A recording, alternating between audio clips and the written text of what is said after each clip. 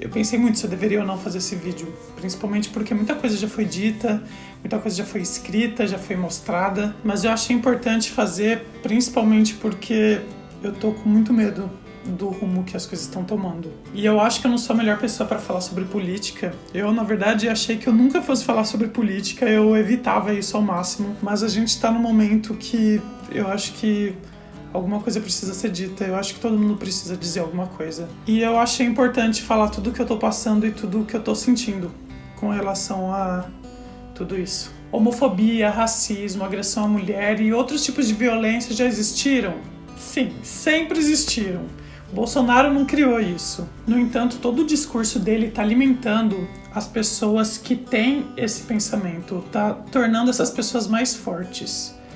E é isso que dá muito medo.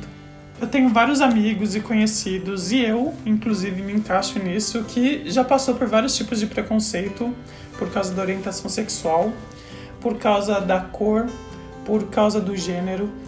E o que eu vejo agora é que isso está aumentando. Tem uns lugares que, por exemplo, eu poderia andar de mão dada com meu namorado sem medo de que alguma coisa fosse acontecer e mesmo assim a gente ainda fica com o pé atrás. Mas agora o que está acontecendo é mesmo nesses lugares que a gente se sentia seguro, a gente ouvir ofensa, a gente ouvir coisas, discursos e tá difícil.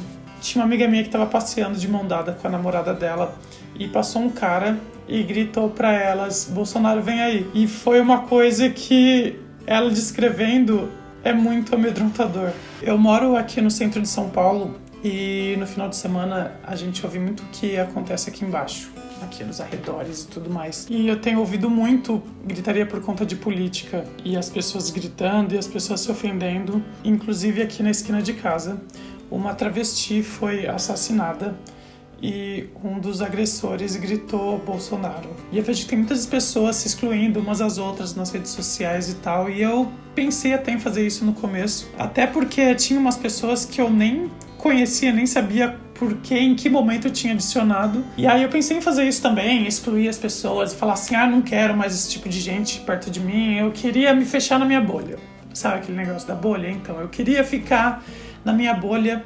Mas eu pensei assim, por quê, sabe? Por exemplo, esse vídeo agora que eu tô fazendo, se eu tivesse excluído todas essas pessoas, provavelmente esse vídeo não chegaria nelas. E é justamente nelas que eu queria que chegasse, porque muitas dessas pessoas são minha família. São pessoas que eu imaginei que não pensassem da forma que pensam. Sabe quando a gente pensa que as pessoas vão te defender porque te amam, porque te viram crescer, porque conviveram com você e de repente você vê que pra elas parece que isso não importa. Quando eu descobri que minha irmã ia votar no Bolsonaro, eu fui conversar com ela e eu falei, você viu os vídeos dele? Você viu ele falando quanto ele é homofóbico, quanto ele é machista e várias coisas assim, tá claro lá, tá lá, é só assistir e ver.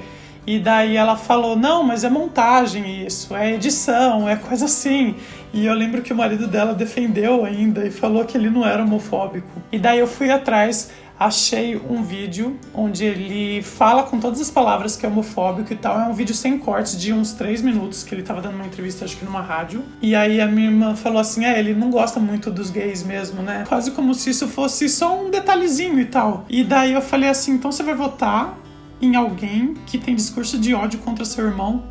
E ela falou assim, não, mas ele tem propostas ótimas para segurança e tal. E eu falei assim, mas que proposta ótima é você armar todo mundo? É como se ela não acreditasse que tudo que tá acontecendo fosse real, sabe? Eu não sei que tipo de informação chega nela, eu não sei o que ela tá vendo, mas é como se... Daí eu tenho uma tia que fica compartilhando um monte de notícia falsa, um monte de fake news. E no início eu tentava rebater colocando a verdade sobre as notícias, sabe? Ela compartilhou o vídeo de uma mulher que morou na Venezuela e falou que o Brasil ia virar Venezuela e tal, não sei o quê. E daí eu coloquei como comentário um link para uma matéria de um especialista falando exatamente o porquê que o Brasil não vai se tornar Venezuela. E daí ela só ia lá e curtia, ou então não comentava nada. Uma prima minha compartilhou uma foto que a Manuela tá com uma camiseta escrito Jesus é travesti, quando aquela foto claramente é uma montagem. E daí eu fui lá, achei a foto original, que tá com uma resolução alta, e não aquela toda pixelada que ela compartilhou, e coloquei lá. E também, sabe, nada aconteceu. Daí eu vou lá e vejo pessoas da minha família colocando que são a favor da família tradicional. Daí o que quer dizer isso? Que eles não são a favor que eu tenha uma família, que eu possa me casar, que eu possa adotar uma criança, que eu possa ser feliz. É aquele tipo de integrante da família que gosta de você enquanto você tá dentro do armário, quando chega visita, quando tem festa de fim de ano, quando tem aniversário. É aquela pessoa que, quando você chega com o namorado, apresenta pra todo mundo como amigo. É aquele tipo de pessoa que tem vergonha de você. Daí eu vi que meu pai também vai votar no Bolsonaro. É engraçado porque dele eu esperava já.